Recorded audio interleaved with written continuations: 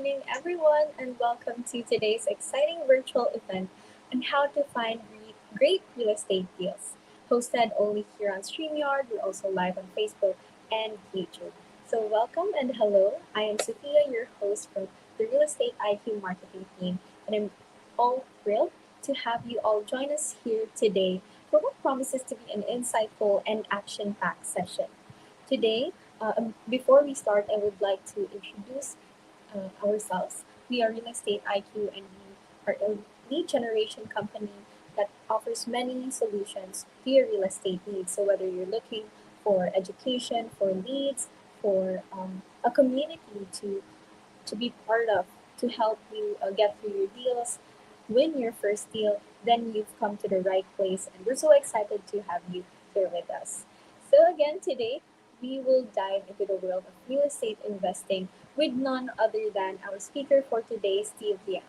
He's one of the co founders of Real Estate IQ, and he is a powerhouse in the real estate industry. He's a speaker, a mentor, and also an innovator, and he's a leader, again, in the real estate scene. And he's here to share his proven strategies for uncovering high potential real estate opportunities. So, without further ado, I want to welcome to the stage Steve. Hello, Steve. Hi. Hello, how's Hello. everybody doing? Welcome, and let's get started. Okay. Well, first of all, I want to congratulate you for joining us and learn how you can take control of your investment and your financial future. So, we're probably all here because we know real estate investment it can be very lucrative if you know how to do it, right? The key words are how do we do it? And you probably personally know somebody who has invested in real estate and have made a big gain over time. They have made big profits, or they have built a substantial wealth through real estate. So the question is, how do we get into this real estate game?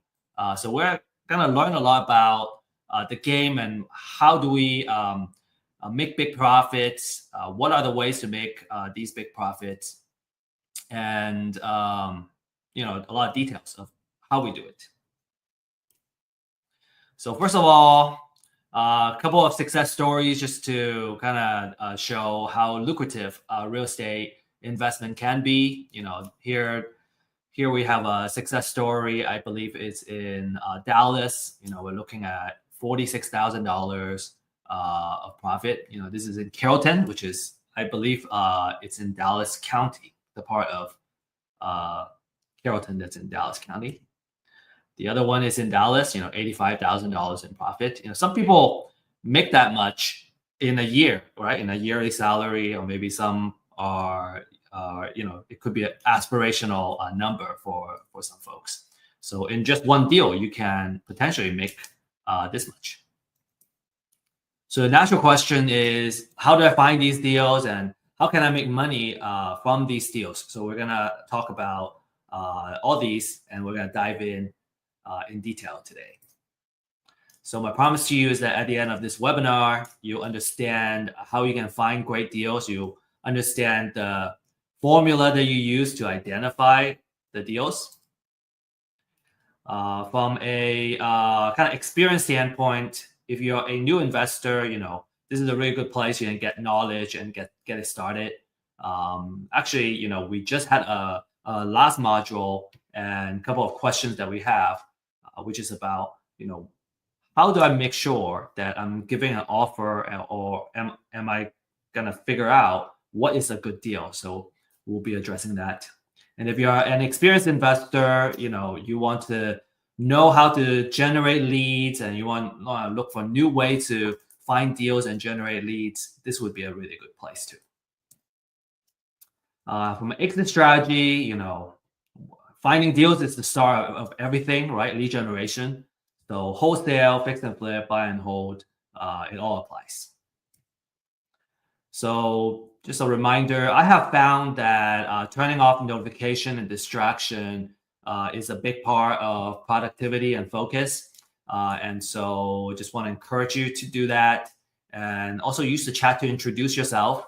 I have found that the folks that get connected and stay connected during classes, they tend to do more business over time together.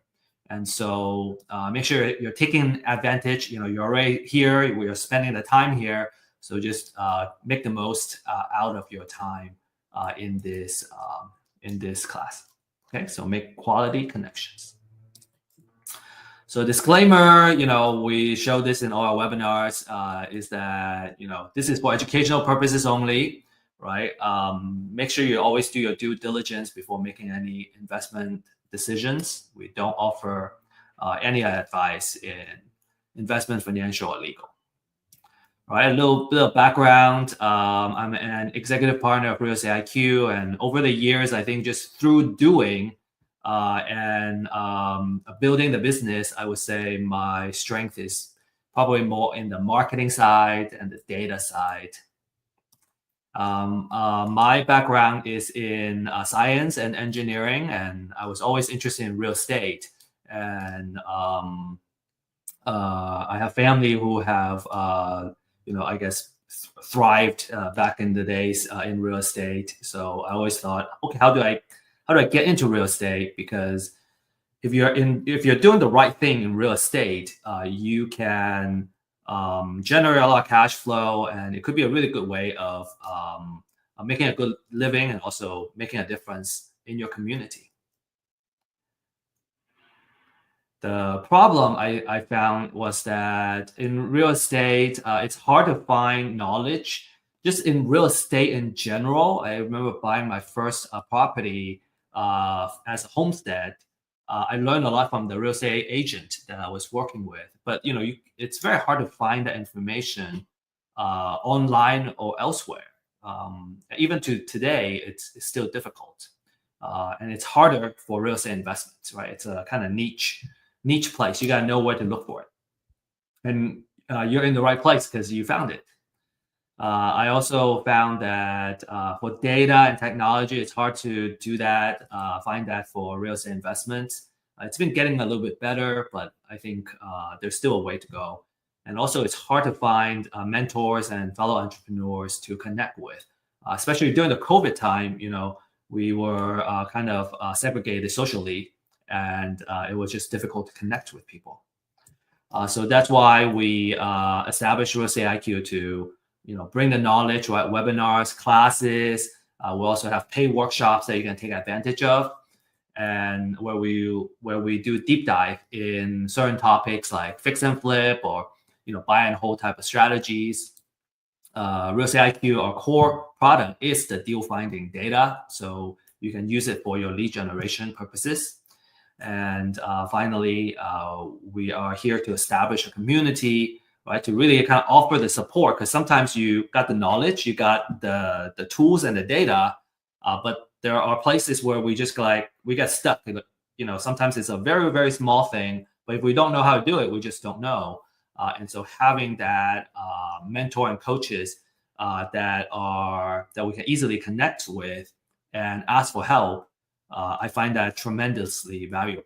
I have certainly benefited from that myself. Sometimes it's just like, okay, how do I fill out this section of a contract? If you've never done it before, you just don't know. And having somebody that walk you through it is just so valuable. Very, very appreciative of all the help I have personally got. And so we also want to offer that to you. All right, so that's kind of the background of real estate investments, and what we're looking at, what we're offering. And so now let's dive into the real estate deals, right? What are great real estate deals? Okay, so we have like two main agenda today. One is the business model, and a business model basically is how do you make money, right? How can you basically build a business, and how does this business make money through real estate? And I think when we can certainly look at a real estate deal and go, oh yeah, I'm making a profit off of one deal. But my question back to you would be, is that repeatable, right? If it's a business model, it is by definition, it's repeatable. and it can consistently make money and generate sales and revenue for your business. The second one is we're gonna talk about the different sources of where we can find the deals, and I will also give you kind of a little bit of insider tips of where the deals are. All right. So in terms of business model, the three main strategies are buy and hold, which means you buy the property, you hold it as a rental, and you become a landlord basically. And the tenant's gotta be paying you rent on a monthly basis. And this business requires the most amount of capital because you need to put down the cash in order to hold the property. Now there are ways to kind of build up that equity very quickly, called the Burr method. And we may or may not touch that today. But in general, when you're buying or holding a property, you need the most capital because of the down payment that you got to put down. The second strategy is called fix and flip. You buy it, you fix it up. Now you added value to the property, what we called forced appreciation. So we buy it at this price, we fix it up, we force it to appreciate at this value, and now we can sell it to a retail buyer, and we can make a profit in that difference. And then the third strategy is a wholesale. It's called wholesaling, which means you find this property and then you can sell it to another investor. And typically the investor would either be looking for a property for buy and hold or fix and flip. So your buyer, in this case, you're buying as a wholesaler, you're buying it from the motivated seller, and then you immediately sell it to a what we call an investor buyer or professional buyer, because they are kind of constantly looking for houses where it makes sense for their buy and hold or fix and flip business model. It's very important to talk about this here, is that when you're in the buy and hold business, you are in the landlord business. So you may, let's say you want to do the property management yourself, you would kind of gear towards your business system on looking at tenants, right? Dealing with the tenants, communicating with the tenant, leasing the property, and so on and so forth. You'll be focusing a lot on that. With fix and flip, you would be kind of in the construction business, right? You're buying the property, you're gonna fix it up, right? You're gonna do a lot of things on that property itself to force the appreciation. So let's say you do quite a few of these flips at the same time, you're basically running a construction business. And then finally, in wholesale, well, you are going to be interacting with a lot of motivated sellers. And on the other side, you're going to be interacting with a lot of professional or investor buyers. Well, you're kind of in that marketing and sales business. Okay, so those are kind of the focus that you're going to be in as you kind of decide what business model it is. And some people use a hybrid business model where they focus on two or all three of these strategies in part of their business. And so just want to kind of break that down for you so you are aware. In terms of capital, I already talked about buy and hold needing the most in general, because you need to put the money down. Fix and flip, it's going to require less personal capital if you borrow money from a hard money lender or a private money lender, which is what a lot of fix and flippers do. Now, in order to get funding and financing, the lender usually wants to see that you have some skin in the game. They want to see that you have enough liquidity to at least pay the monthly interest payment for this short-term loan for this fix and flip project. We have had a couple of lenders coming on our platform and really talk about it. I specifically ask about the liquidity type of requirement. And then for wholesale, in general, it doesn't need much capital at all for the property itself. Maybe you need some transactional funding to help with the transaction to happen. You will probably spend most of your money in lead generation and marketing systems. Okay, those can add up, but in general, it requires a lot less personal capital. This is a very popular strategy for folks that are just getting started or they're young. They don't have a lot of cash right now because in wholesaling you don't need a lot of money to get started.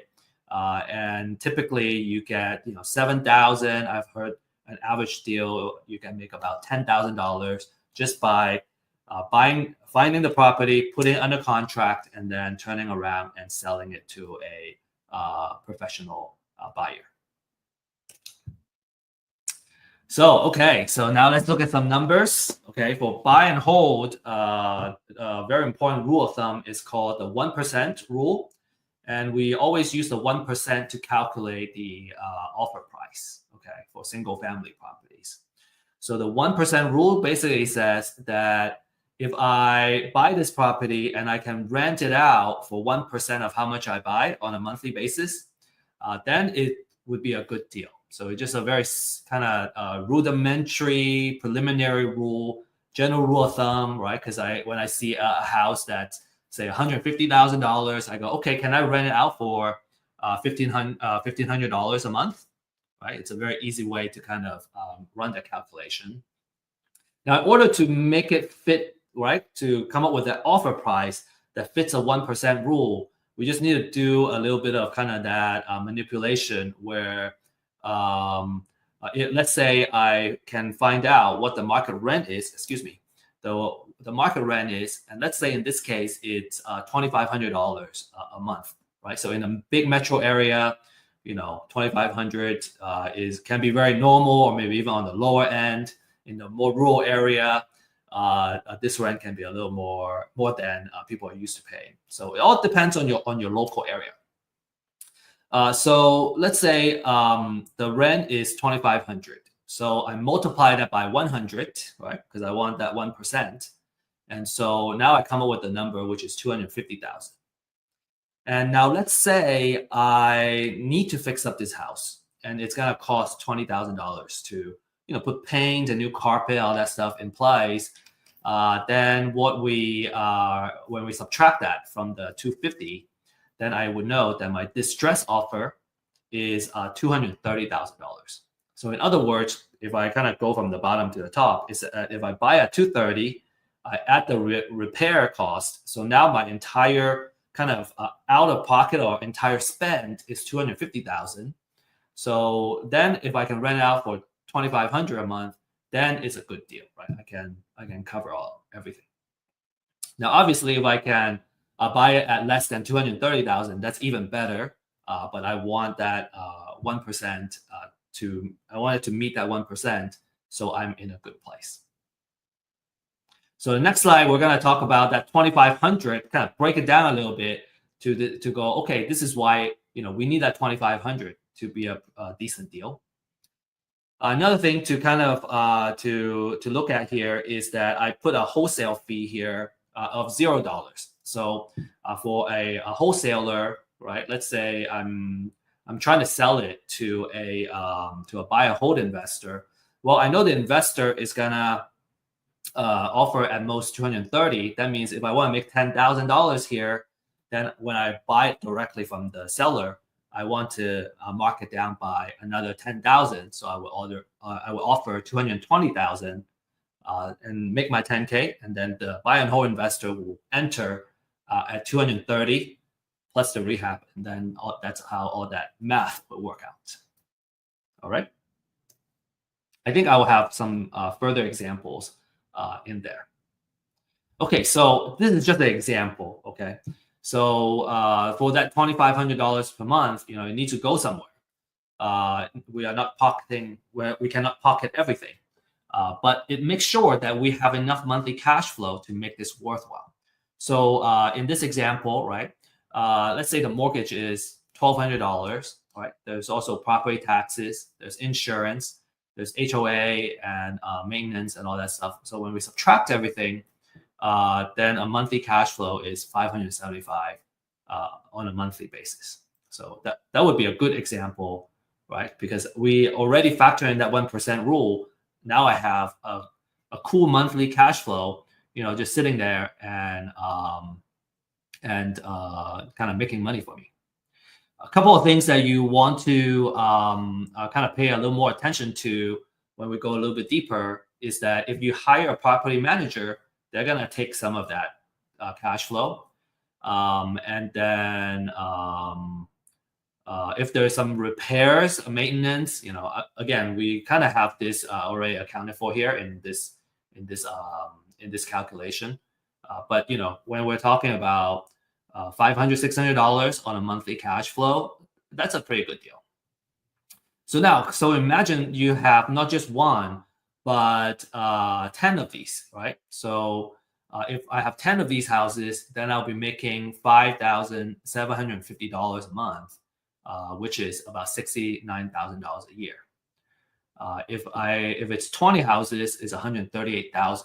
So that's a really good way to kind of make money, letting your properties working for you.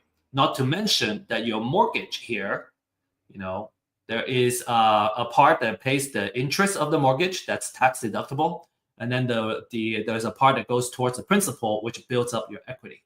So there's also, in addition to kind of that cash flow, there's also kind of additional benefits in the buy and hold. And like I said, you're in the landlord business. You either be working with a property manager or you're going to be property managing yourself, dealing directly with tenants, and you'll be paying a lot of attention about getting the place leased at all times, right? The vacancy can kill your profits. So you want to make sure that you have a good occupancy. You want to make sure the place is leased and constantly producing and generating cash flow. So vacancy and tenant quality are typically the two key things that you want to watch out for, because if you don't, it can eat up your profits. Okay. And I personally have had experience where vacancy takes away, it's like a property sitting vacant for like 5 months, and now for the year you get a loss. Okay, so really kind of pay attention to it.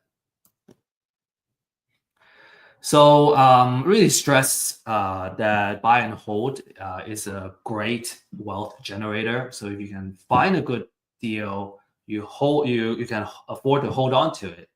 Many things are working for you to help you build wealth. Number one is the cash flow. We just kind of talk about that. The second one is that you have appreciation, and it can hedge against inflation. You have the natural appreciation, which is the property value naturally goes up. On average, I have heard from a builder that in the United States, since I forgot, maybe like for the past 70 years or something, don't quote me on that. The entire United States, on average, has been appreciating by 3% per year.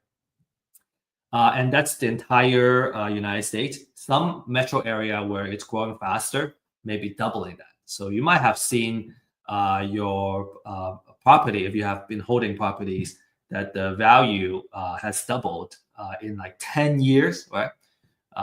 We have that rule of 72 to come with that. If it doubles in 10 years, then you're looking at about like 6%, 7% of yearly appreciation. So that's natural appreciation.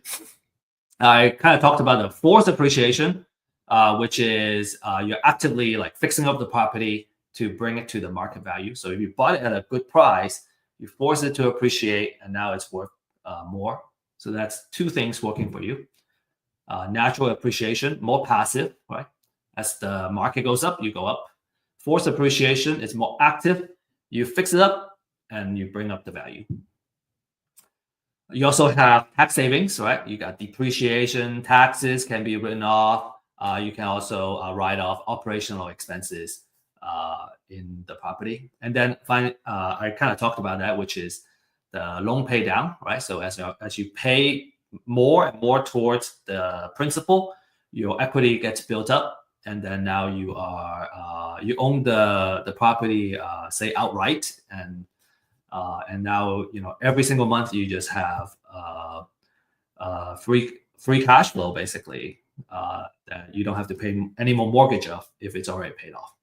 So you have like kind of four main things working for you when you do buy and hold, which is a fantastic way to build wealth slowly through real estate. A lot of people love that. All right, so next let's talk about the fix and flip. And in fix and flip, we do the 70% rule. So that's another rule of thumb, right? So we talk about a 1% rule of thumb. I kind of talk about the rule of 72, which I didn't really go into too much detail. We can deep dive into that another time. The second main rule is the 70% rule. Okay, so for the 70% rule, you use the 70% rule to calculate the offer price. So what that means is, well, I want to only put in as much as 70% into the property because I need that 30% to pay for all my other costs and still make a profit. That's basically what it is. So if I know what the after repair value, which is the market value after the house is all fixed up, if I know it's $500,000, I take 70% of that, and that would give me 350,000. And let's say in this example, the repair budget is going to cost $70,000. So we subtract all that stuff, and our distress offer would be 280,000. I talked about the 30%, so let me give you an example of what the other 30% could be. In this example, okay, so 30% of the 500,000 is 150K, but we don't pocket all of that. Okay, there's also all kinds of costs that goes into the just cost of doing business, and but we'll still be looking at a decent enough profit. Okay, so in this case, there's closing cost, there is holding, right? So every day there is insurance. There is utilities, water. There is I guess the interest cost, daily interest cost is part of the financial cost. So all of those kind of adding up will.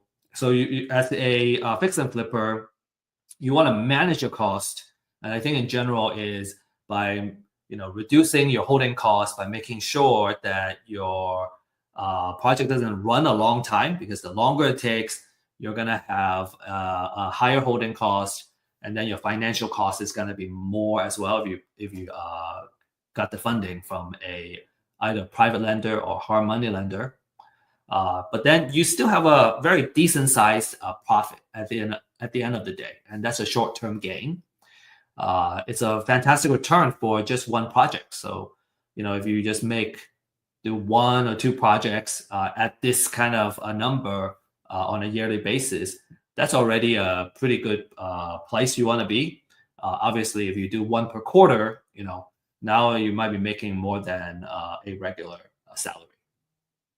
Okay, now remember I said for the fix and flip business, you are in the construction business, which means that a lot of your attention should be in the rehabbing of the property, and you need to make sure the rehab budget or the rehab project stays on time and on budget, right? And you're not compromising too much on quality either. You want to have good quality so you can actually sell it.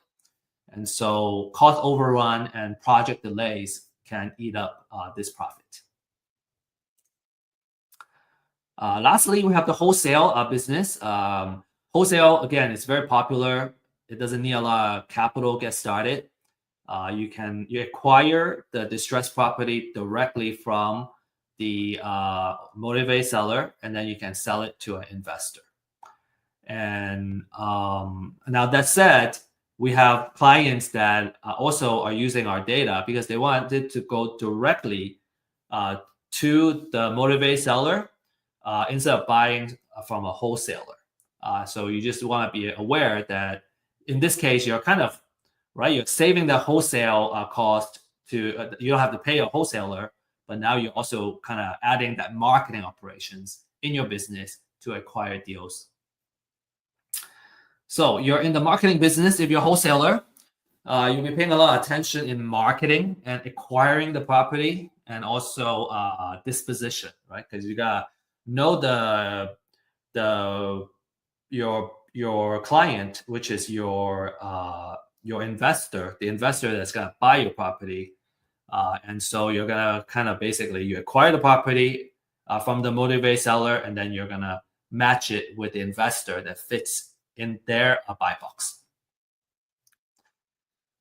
This is let's see. A lot of investors start out kind of buying deals from the wholesalers, and then over time, as they gain more experience, they go, well, maybe I can do my own marketing, and I can reduce my cost of acquisition, and they can basically you're acquiring the property directly from the motivated sellers. And it could be a really good strategy if you want to control your deal flow, because now you can manage your pipeline. You can kind of predict how many deals you can get on a regular basis. And you don't have to kind of acquire the deal from somebody else and maybe kind of compete with another investor to buy the deal. You can also kind of pick and choose the best deals to keep for yourself. And then, you can wholesale to, say, another investor. Okay, so just really quickly, kind of the math of as a wholesaler, what you would make. If you recall the example that I had before, the distress offer was 230 if I'm a buy and hold investor. But as a wholesaler, because I want to make that $10,000 fee, I would drop that distress offer a little bit more to kind of make that wholesale fee. And kind of the value that I bring to the market in this case would be finding the deal, putting it under contract, and then the buy and hold investor can still make their profit, so everybody wins. And then on the other case, for selling it to a fix and flip investor, I can mark a wholesale fee. In this case, I put $20K in here, and it's really about what the market is willing to bear. So let's say I can put, if I want to charge 10,000, okay, then I would offer at 230. Excuse me, 270. If I want to make $20,000, I would offer it at 260. Right? The most important thing to know is that I know at 280,000 it makes sense for a fix and flip investor, and so how much I make is going to be between that and how much the seller is willing to accept as an offer. Okay, so another side I want to offer is just another perspective, is that let's say I'm the fix and flip investor, right? And I'm doing this marketing myself. Well, instead of offering 260, I can offer up to 280,000. So I'm going to be more likely to win the deal if I'm competing with a wholesaler, and because I can offer more money. And so I have a little bit of an edge if all things are being equal. So that's also why some of our fix and flip and buy and hold clients, they wanted to do the marketing themselves, because they're more likely to win the deal because they don't need to make the wholesale fee. Okay, so to recap kind of this first half of the webinar, buy and hold, you're in the landlord business, you need the most capital to get started. And maybe right now is a good time to say that there's a way, let's say you're buying a distressed property that needs to be rehabbed. The strategy is called a BRRRR method, BRRRR. You buy, you rehab, you rent it out, and then you refinance, and then you repeat. So when you're doing that, then it requires less kind of personal capital to do the buy and hold. So pay attention to that BRRRR strategy. We have material that talks about what BRRRR is. We actually have an ebook about BRRRR, and you're welcome to look for that and download that on our website. The fix and flip business, okay, you're in the construction business. You're going to be managing contractors. You're going to be looking for the project, making sure it's on time, it's on budget, and you can sell the finished product at the after repair value. Okay, and then wholesale, you're in the marketing business. It's about how many leads you can reach out to, and also closing the deal, and then turning around and finding a buyer for this particular property. So you can make your wholesale fee. All right. Okay. Here is the secret. Okay, this is the I wouldn't say a more important part, but this is certainly a really important part, which is what are the secrets of finding great deals, right? All the business model talk is great, right? But how do we put that into action? How do we find the deals? Because when I find the deal, I can make the profit. So it's all about finding that deal. And experienced investors, we know that money is made when you acquire the property at a good price. When you are able to get the property and there's enough equity in the deal, right? There's enough, if it's at a good price, it wouldn't be hard to find funding. It wouldn't be hard to find a partner and get everything done. So, everything starts from finding a great deal. And the secret of finding and acquiring great deals is having motivated sellers. It's about finding and locating the people that motivate to sell for whatever life reason it is. And I would say that in general, there's a need for immediate cash, for one reason or another. And we'll talk about the different life reasons. All right, life happens, and because of that, they are in some form of financial distress. And because real estate is not liquid, in order for them to sell quickly to address the life situation, they tend to need to accept a lower price than what the market is going for, so they can sell quickly. And I think I'm just gonna leave it at that. There's so much more I can talk about. Okay, so the concept is called live data, and live data is basically a signal of something that's happening in the person's life. And life happens like every day, everywhere, right? Life happens to all of us. It's universal. Every day, new babies are born, and some people every day, some people die. So every day, some people get married, some people get divorced, and sometimes they get into financial trouble. And so if you kind of start thinking about the stage in someone's life as they grow up, have kids, get married, have kids, stay in the marriage or get divorced, they get old. There are stages in their life where they're more likely to buy something, sell something, and so on and so forth. So if we can kind of really capture that information, capture that data, capture that life-changing events is what I call it. And for those who have have been on Earth for a couple of decades, you probably have personally gone through life-changing events. Sometimes moving from one place to another can be a big life-changing event for some people. You agree that life events are so powerful that many times all we can do is kind of play catch up and deal with it, deal with life. So imagine that if you are a marketer, right? How valuable that data is, because when I know that data, I know kind of in general what they need. And so if I know this person is about to get married, I can kind of predict that maybe they're already looking to buy another house, or in a couple of years, they're going to be upsizing, and then they're going to want to buy another house and probably move from, let's say they were living in the city before, they're going to want to move to a bigger place in the suburbs. And so, just kind of in general, in theory, right, the different products and services that you can offer them is tremendous, right?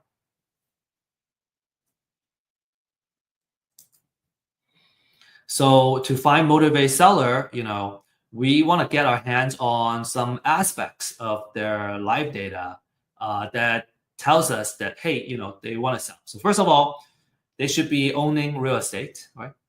And then there should be some kind of financial distress or motivation to sell. and they need to sell really fast in order to get out of a bad situation. And we'll talk about the different motivations shortly. And that's actually the next slide.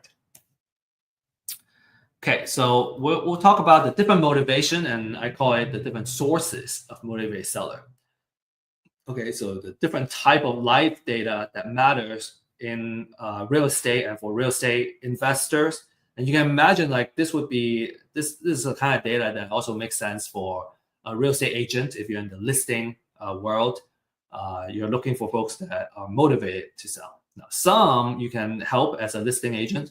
Some are a little bit harder to help. Say it's like a foreclosure and they get foreclosed very quickly. It's much harder to sell, truthfully in the MLS market because they just need to sell quickly.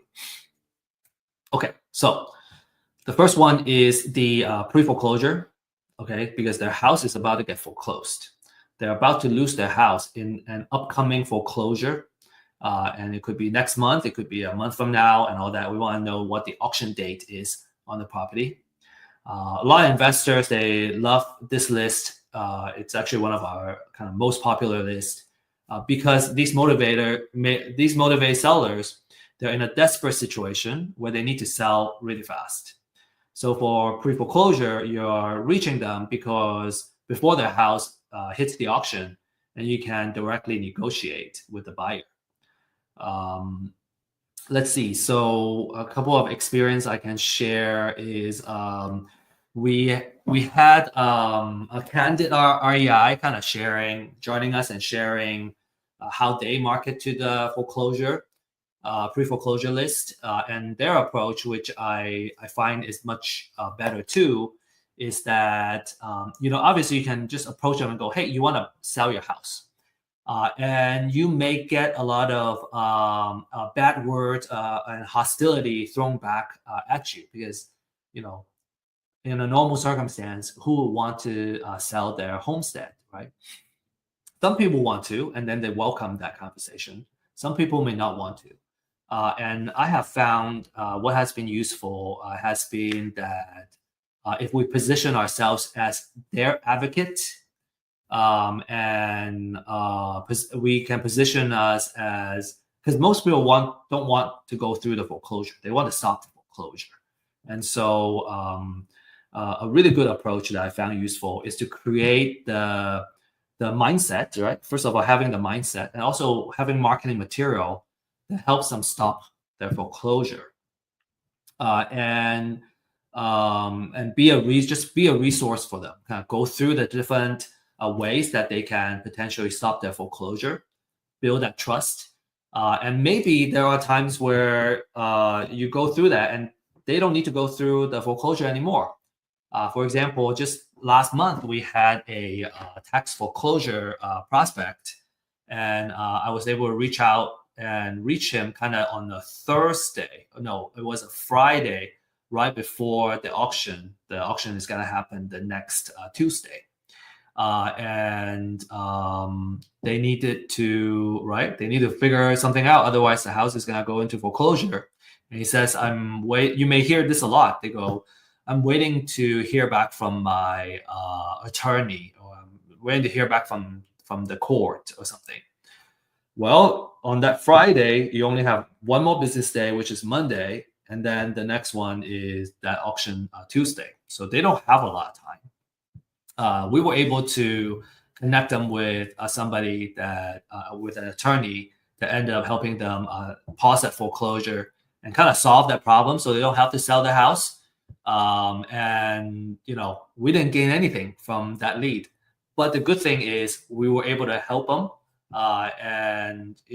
When you're in business, you just gotta be willing to kind of pay forward. And if we do enough, if we add enough value to the market, sometimes we win something, sometimes we may not win it right away, but there are times that it will come back. So, and a lot of our kind of experienced investors, we like to kind of embrace that mindset because I think it just feels good to help folks that are in need to kind of solve their problem. And there's always a percentage where they kind of get to a point where they go, okay, I have gone through everything.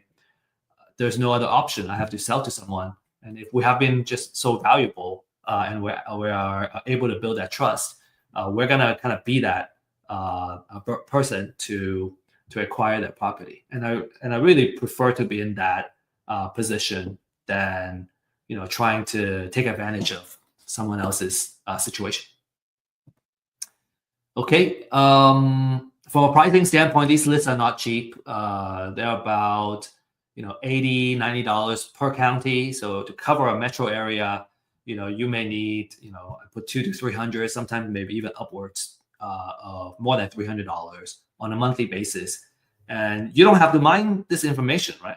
This is kind of public information, to be honest.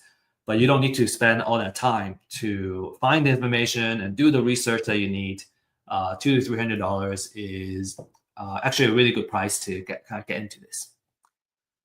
So for Real Estate IQ, we have a disruptive pricing that we'll be sharing kind of at the end of this webinar, just to make sure that we are offering really, really awesome data to help you get started and find success in the real estate investment game. All right, the next one is called the appointment of substitute trustee. And what this is that a lot of savvy investors, they like to reach out to the property owner before they hit the foreclosure list. And when we look at the foreclosure process, what happens is when a lender wants to start the foreclosure process, a national lender will typically name a local trustee before filing for foreclosure, before filing for that foreclosure paperwork. So the appointment of substitute trustee is de facto a signal that the house is going to go into foreclosure. So that's why we call it a pre-foreclosure. By targeting these homeowners, what you do is you get more time to market to them and build trust. And it could potentially give you a leg up over your competition. You could be the first person that reaches out to somebody that is going to eventually go into foreclosure. We have a very popular class. It's called The Secret of Building an Endless Deal Flow, that focuses on how to put together a marketing campaign and building a consistent pipeline for deals. And if you're interested in kind of, building, learning more about marketing and nurturing leads and all that, which is, very fitting to this type of leads, I would highly recommend that class. Okay, next we have probate. So heirship and guardians are all kind of related to this category. So what happens is if someone owns real estate property and they pass away, and they will end up leaving the property to their heirs. And if there is a will in place, it will go into probate. If there's no will in place, it will go into an affidavit of heirship. And when it comes to kind of the handling of the estate, well, the house is an inheritance, right? Maybe there are a couple of potential motivations. It could be that there's enough equity in the house. They just want to cash out and kind of pay for other things in their life. It could be that the house is sitting there, it's not generating money right now, right? It's vacant. Grass is growing. It's a headache to maintain the property. It could also be where there is a estate tax that needs to get paid. So they will end up needing to liquidate the real estate property in order to pay for all the taxes and expenses that has to do with dealing with the estate. This is a very, very lucrative type of lead, and the market is about $3. Some may even charge $5 for every one lead, because they're so lucrative. A lot of experienced investors, they love probate because there tend to be a lot of equity in the house. It could be where the house has already fully paid off, or they have been paid off for so many years, they have been paying down the principal for so many years that there's a very small amount of loan that's still being owed, and there's just a lot of equity in the property. And when it comes to the heirs, a lot of times they just want to cash out. They don't really care about maximizing the how much they can get on the market, and they would just sell it to an investor. Now, obviously, different cases are different. There are some heirs they want to sell it on the market as an estate sale, and you know, because at the end of the day, they want to kind of maximize how much they can make out of it. So, but anyway, the probate can be extremely lucrative. Another very popular one is evictions. So, if a landlord needs to evict a tenant, it usually has already caused a lot of financial a loss for the landlord. The tenant may have ripped the house apart before they get evicted. So these landlord may be just like, hey, I I bought another house and I didn't want to sell this house, so I turned this into a rental property. But I didn't know how much work it takes to be a good landlord, and I'm just tired of dealing with this loss. I know of a lot of professionals, say they're in accounting or they're CPAs. They just don't love being a landlord, and so they just want to exit, and that's also a very good motivation to purchase the property from them. And another potential scenario is it's a landlord that has a portfolio. This is a professional landlord, and they just want to cash out and then retire. And that's also a really good opportunity for you. Another one is divorce. They need to get cash out. There could be pending lawsuits. There could be something that forces them to one of the party to sell the property. Maybe they just need to sell it and kind of split up, and so they're also very motivated to sell.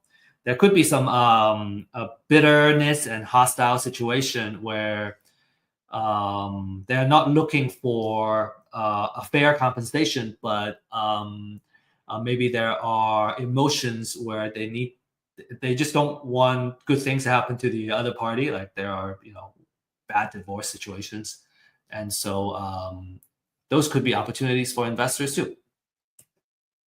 All right. There are, some additional motivations. They're not as strong, and you don't have like a super desperate seller like the previous ones. Right. Foreclosure is like the most desperate, most motivated type of situation. So if you see delinquent taxes, that's a property tax situation, and so that's usually a signal that they are in financial hardship at the very least. And then obviously, if you're in a tax foreclosure side, they're going to foreclosure. They owe property taxes, and now they're going to foreclosure. That's also a very motivating situation. And then you have kind of some other signals. You have a tall grass code, right? If you don't maintain your grass and your lawn and the grass grows really tall, well, the city may come and write you up, and then now you have a tall grass code violation. Maybe there's an exposed roof, bad roof, place is unsafe. Maybe nobody lives there. And so those also, it's either that they cannot keep up with the property or it's a vacant property. And so these code violations are also very good distress signals. Okay, last but not least, there are also more signals, but like these are kind of the major ones. The last categories I will share with you is the liens. So if you owe Uncle Sam money, right? If you have an IRS lien or a mechanics lien, is usually kind of placed when there's a contractor or subcontractor. They place a lien on the property itself. They didn't get paid, or there's a big hospital bill and the hospital puts the lien on the property. So all those are kind of the liens that gets put on the property, which is also a signal for a stressful situation. So this is where kind of we talk about, okay, we can if they're not super distressed, maybe we can use a nurturing campaign to build trust and see how we can help and purchase their property. And also another technique that savvy investors do is they do what's called list stacking. So they got all of these couple of lists, and then they go, okay, which property or owner is on multiple lists? Because if they have multiple situation, a distress situation, then they're more likely to want to sell. They have more reasons. And so that's also a really cool technique to make your marketing more effective. Okay, so we have just a few minutes left, and I'm just gonna run down this a little bit faster now. Common question: motivate seller list. Do I buy it myself? Do I buy it, or do I do it myself? Do I mine it? If you know how to get the court papers and files, you can do it yourself, and some investors do that. I think if you want to be smart, you want to outsource it first. I might have talk about this in my other classes. You may want to outsource it first, and then because you want to learn how the sausage gets made and like learn how it works. You may want to, when the time comes and you have some time, you may want to learn how to do it just so you can appreciate what a good list looks like. But in general, the value, because it doesn't cost that much for this motivated seller lead list, we generally recommend our clients and our members to outsource this, buy the list, and focus your time and energy in marketing and outreach, right? Doing cold calls or do driving, door knocking, what we call door knocking, on these motivated seller list. Okay. I would say that for low value activities, right, you want to outsource as much as possible. Okay, so foreclosure, showing you how you can do it. You can Google your county name and then put notice of sale, and then you should be able to find that. And this is what the notice of substitute trustee look like. These are kind of the information that you need to kind of these are all kind of relevant information that you need for every notice. So this is another example. So different notice have different formats. Okay, so the most important thing is the address, the owner, and the trustee information. And then what you want to do is you want to research the property information, how much you can assess it. And then you would need to go to the deed of trust and find the loan information. So it does take quite a bit of time to find that information for every single property. And these are the key information you want, the address, bedroom, bathroom, all that stuff. And on the right side, you have the financial information, the equity percentage, how much loan, what kind of loan it is. All those are like kind of the data that you want before you start working on the information. I'm gonna skip due to our time. Takes about 15 to 20 minutes of research per record, and so we're talking about thousands of records. All right, so it's much easier to focus on our outreach effort. Is kind of our point. So the quality of the list is very important. You want to pay attention to the update frequency, how fresh it is, the extent of research, because you need that information to make further decisions. And then, if you're going to outsource it, the training of the staff and researchers are also very important. So again, the key element of the quality lead list is very important. So I guess kind of the conclusion here is, yes, you can do it yourself, but there are things that are just not worth it. So especially when they're readily available, it's much easier to outsource that and focus your energy in the marketing and the outreach. Because at the end of the day, we don't really want the data or the lead. We want the deal. because that's what brings us the money and the cash flow. Okay, so we talked about, to recap, we talked about how you can make money, different business models. We talked about how you can find great deals, and then we also talked about where you can get off-market leads. Okay, so a couple of success stories. I already showed these. Success story number 1, number 2, and number 3. Tens of thousands of dollars. These are outsized profits. I just want to maybe make a small disclaimer that not every deal looks like this. These are like really good looking deals. And some deals are smaller. Some deals, if you're not careful, you may even lose money, right? So because there's a risk in real estate investment or any kind of investment activities. So just make sure that you have the right support and you know what you're doing before you get into real estate investment. But these numbers are certainly very, very motivating for me as an investor. So how do I get started, right? I think a lot of common questions is, I learned all this stuff. Okay, how do I apply it? So number 1 is get a pre-foreclosure list. You can get other lists. I find that pre-foreclosure, people are more likely to get traction quickly. And the more quality information, the better. And for Real Estate IQ, we offer a first-hand data. Okay, so we mine the data ourselves. So you get the freshest data available. You get the extensive research. We went to 3-4 different sources to come up with the information to get the estimated equity. And then for a limited time, you still can access this disruptive pricing. Number 2 is to find a mentor or coach that can really hold your hand and walk you through it. You can certainly do it yourself. It's just so much easier to have somebody that we can reach out to, because I think it's easier when we don't have to repeat the same mistakes ourselves.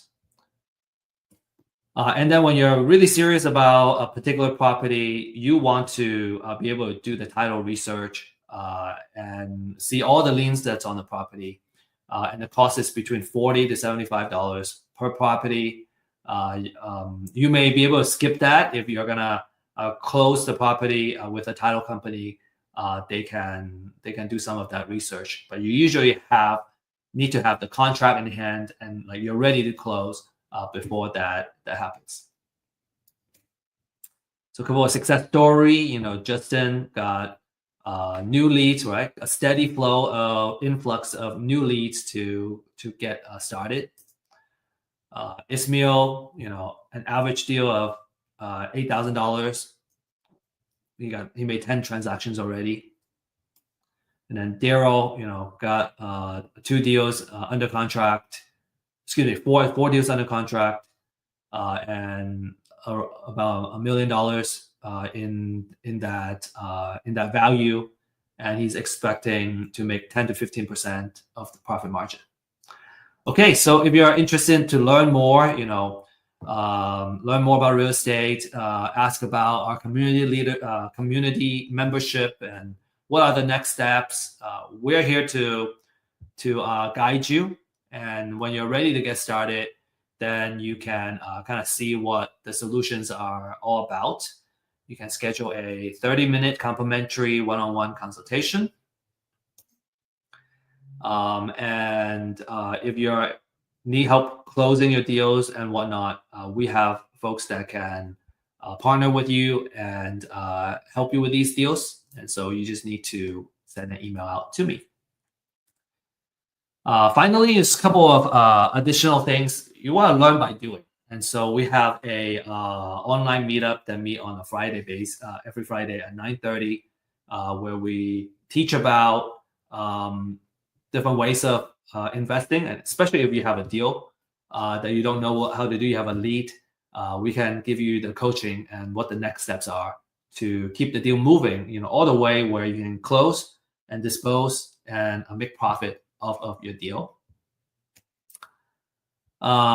Very, very last thing, we hope you learn a lot from this class, and if you did, please scan this QR code. Give us some feedback. How can we make this event more? How can we make this webinar more valuable for future attendees? And for filling this out, we'll also give you a special gift. Okay, that's all we have. And I want to say best of luck and happy investing. And I'm ready for questions as well, if we have questions.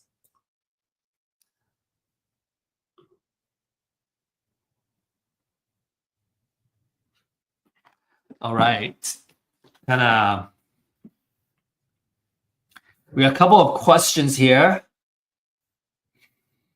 Okay, some recommendation ask. Tracy is asking, can you repeat again what we can do as an investor? I have low capital, just starting. I would say wholesaling, it would be a good way to get started. It doesn't require a lot of capital. You do need a small amount of marketing budget on a monthly basis, and you want to budget, I would recommend 6 months, okay, 3 to 6 months. So let's say you have $500 every month to kind of invest into this, right, to build your marketing, and you also need your time, right? I would try to say try to be consistent on a daily basis, because having a habit is very important when it comes to getting something done, getting something happen, and having consistent operations. And so kind of have that in place. So for 6 months, you're just obsessed and focused on creating value and getting your deal. So that would be my recommendation. Really good questions. Okay. Maya, can you explain the fix and flip idea a little more? Do we sell at 70% more or 30% more? Okay. Let's see. So this is our formula. 70%. So basically, when you come all in, you would end up making or putting in $350,000. So the house is gonna have $350,000. You're gonna sell it at $500,000. So you're gonna be selling it. You're gonna be making 30% of the after repair value. Okay, that 30% is how much your kind of gross profit is. And I say gross profit loosely because it's not exactly what it is, but you make that 30%, and that 30% goes into paying your other costs, and then you get your gross profit. What marketing do you use to do on your deals? We are using cold call. So basically, what we do is we sign up for the premium plan that has phone numbers, and also comes with email addresses. So that helps us do the outreach of phone calls and also emails. Some people use mass texting as an outreach. I have also used Facebook ads, and those help.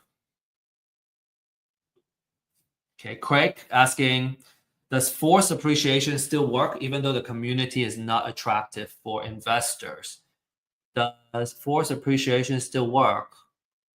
If the community is not attractive to investors, I think that's pretty broad comments, Craig. I would say if it's not attractive if the community is not attractive, is it one investor? Or do you talk to 100 investors and they all say no? Because if that's a no, that would probably mean nobody wants to live there, and the market value is not worth it, right? There's no market value. Usually, your after repair value is based on what houses are selling for in that area, and that's a very it should be an updated market data. And so when that happens, then you have the market value, and then I would say forced appreciation should work. If it's a good deal, an investor should find it attractive. Okay, there's a question about distress offer. Okay, so what's a distress offer? It would when we say distress offer, there's another term called maximum allowable offer. and it's basically the same thing. It's how much we offer to the owner who are distressed, right? Because if they really want to sell at top of the market, they can fix it up themselves. They can sell it in this case at $500,000, but they don't have the cash to fix it up, right? And they're distressed. They need to sell fast, and so that's what we mean by a distressed offer. All right. Okay. So I hope y'all learn a lot. And again, appreciate your questions and you joining us. We do have another event coming up, and that's next Thursday, same time. We have a different format. It's called Ask Me Anything. We have AJ Page joining us, and AJ is a very successful wholesaler. He's from California. I think he hasn't spoken on our platform yet. And so really excited to have him here. He has done a lot of deals in and all kinds of kind of investment strategy. So come prepared if you have questions about creative offers, title, any kind of deal related questions, how to close deals, what are the best software tools to use for your wholesale business. What are the best lead gen techniques? AJ and we have been kind of talking, and we have exchanged a lot of ideas.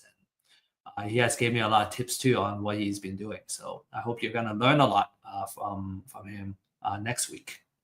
Okay, so it's gonna be at 11 a.m. Central Time, basically same time next Thursday, and that's all we got. So appreciate you guys and have a great rest of the day and have a good weekend. We'll see you next week. And remember, if you're really interested in the deal side, tomorrow at 9:30 a.m. Central Time, we have our MAP online meetup. So we can talk about the actual deals and how do we deal with the deals. Okay.